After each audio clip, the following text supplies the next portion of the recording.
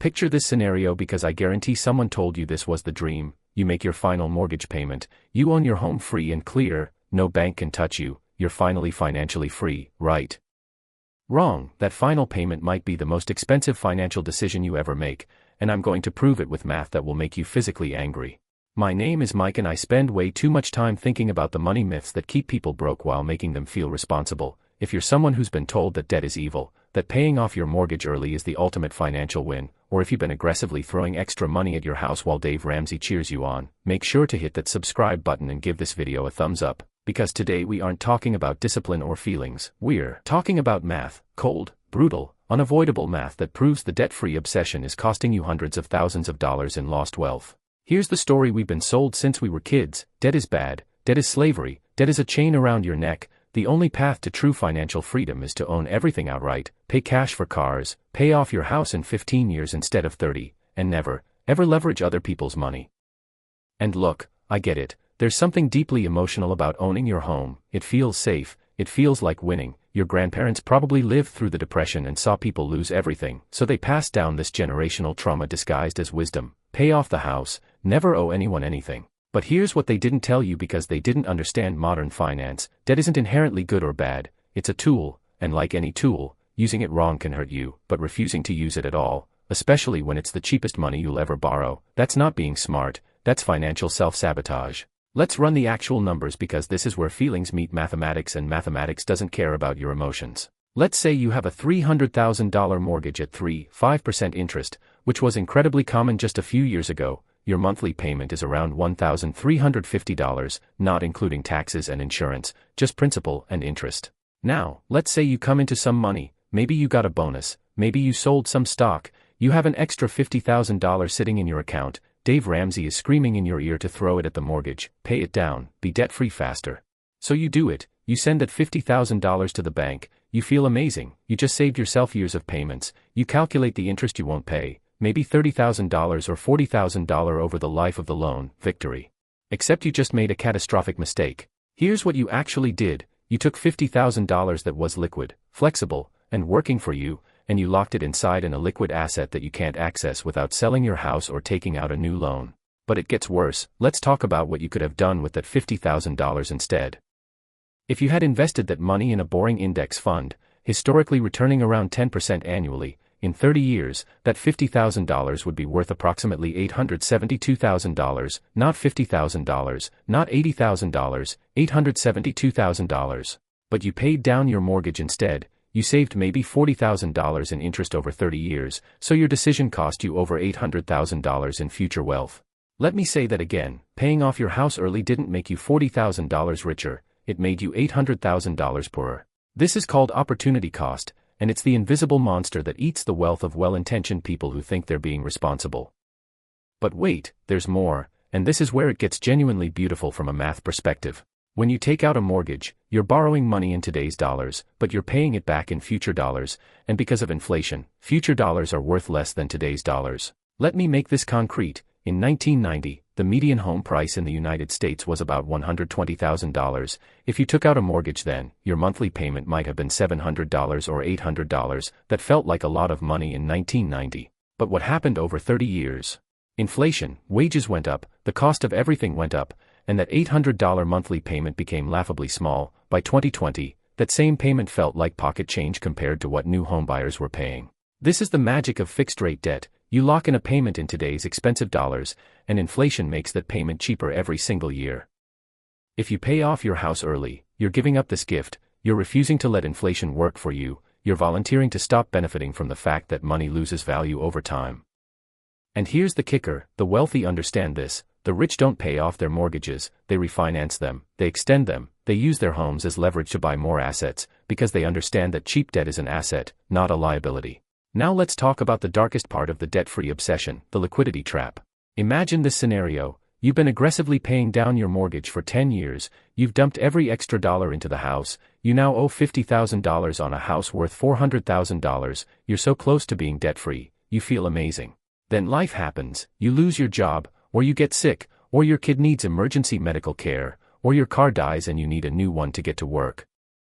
You need $20,000 immediately, So you look at your bank account, you have $2,000 because every extra dollar went to the house.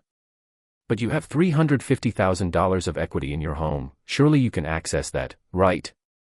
Wrong. You go to the bank to get a home equity loan, but you just lost your job, you don't qualify, your income doesn't support the loan, the bank says no. All that equity, all that wealth you supposedly have, it's completely useless to you, it's trapped, you can't eat your house, you can't pay your electric bill with your equity, you're asset rich and cash poor. This is the liquidity crisis, and it destroys families every single year. People who thought they were being responsible, who thought they were building wealth, discover that their wealth is locked in a box they can't open when they need it most.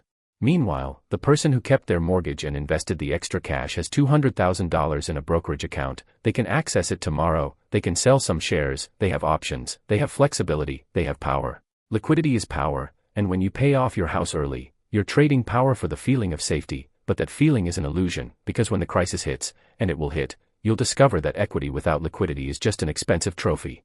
Let's talk about something most people completely ignore, the tax benefit of mortgage interest. In the United States, mortgage interest is tax deductible, that means every dollar of interest you pay reduces your taxable income by $1. If you're in the 24% tax bracket, every dollar of interest effectively only costs you 76 cents. So when you have a 3-5% mortgage and you're in the 24% bracket, your effective interest rate after taxes is actually around 2.66%, that's essentially free money, that's cheaper than inflation. But when you pay off your mortgage early, you lose that deduction, you're now paying more in taxes, you gave up a tax shelter to feel debt-free. The wealthy don't do this, they maximize their deductions, they keep their mortgages, they understand that the tax code is written to reward people who use leverage, not people who avoid it. Now, I can hear the objections already. Mike, this sounds good on paper, but what about the peace of mind? What about sleeping well at night knowing I don't owe anyone anything? And look, I get it, there is a psychological component to money, fear is real, anxiety is real. But here's what I need you to understand, that peace of mind you're chasing. It's costing you your financial future, it's costing your kids their inheritance, it's costing you the option to retire early, to travel, to have freedom. The debt-free obsession isn't giving you peace of mind, it's giving you the illusion of safety while making you objectively poorer. And here's the really insidious part, the people who preach the debt-free gospel are often broke themselves. Dave Ramsey built an empire telling people to avoid debt, but guess what? His company uses debt, his business leverages other people's money to grow, he's telling you to do the opposite of what made him rich. The truly wealthy, the people with generational wealth, they all use leverage, they all carry mortgages on their properties, they understand that debt is a tool that amplifies returns. There's also a concept called scarcity mindset that plays into this. When you grew up without money, or when you saw your parents struggle with debt, your brain develops a fear response, debt becomes the enemy, and you make financial decisions based on fear, not math. But fear-based decisions are usually bad decisions, they prioritize feeling safe over being safe, and there's a huge difference. So what's the alternative? What should you actually do? Here's the framework, it's called strategic leverage, and it's how wealthy people think about debt. First, you need to separate good debt from bad debt. Good debt is cheap, tax-advantaged, and used to buy appreciating assets. Your mortgage is good debt, it's locked in at a low rate, it's tax-deductible, and it's financing an asset that historically appreciates. Bad debt is expensive, not tax-advantaged, and used to buy depreciating assets. Credit card debt at 20% interest to buy clothes. That's bad debt. A car loan at 8% for a vehicle that loses value the moment you drive it off the lot.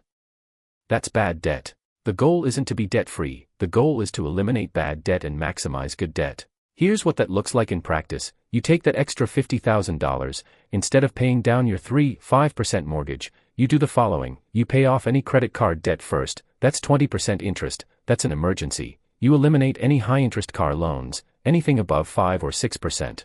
Then, and this is critical, you invest the rest, you put it in a boring, diversified index fund, you let compound interest do its thing.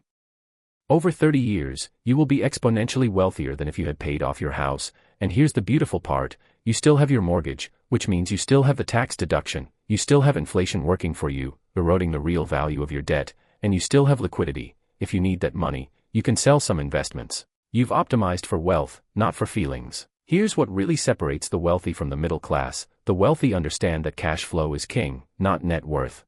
A person who owns a $500,000 house free and clear but has no income is not wealthy. They're just asset rich and cash poor, they can't pay their bills with their house. But a person who has a $400,000 mortgage on that same house and $300,000 invested generating $20,000 a year in passive income, that person is wealthy. They have cash flow, they have options, they have power. The goal of money isn't to own things outright. The goal is to generate passive income that exceeds your expenses, and you can't do that if all your money is locked in your house.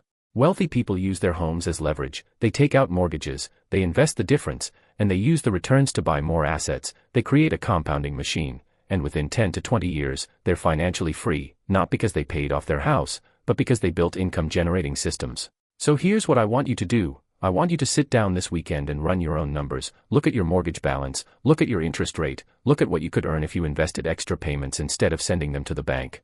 Use a compound interest calculator, be honest with yourself, run the 30-year projection. I guarantee the math will shock you. I guarantee you'll realize you've been financially sabotaging yourself in the name of responsibility. And then I want you to make a different choice. Keep the mortgage, invest the difference, build wealth instead of equity. This isn't about being reckless, this is about being smart. This is about using the tools that wealthy people use instead of following advice designed to keep you broke.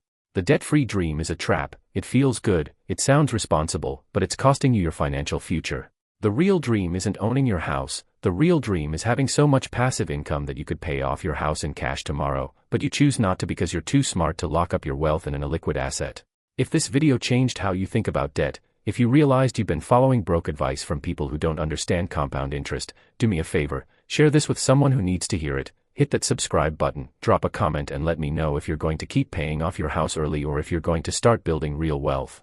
Thanks for watching and I'll see you in the next one.